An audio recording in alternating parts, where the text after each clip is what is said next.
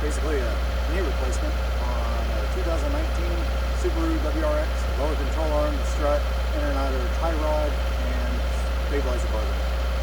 Now I'm going to load it up on my trailer so I can take it to get an alignment. That's it. Thank you all so much for watching. Please let me know in the comments down below if there's any other videos that you would like for me to make.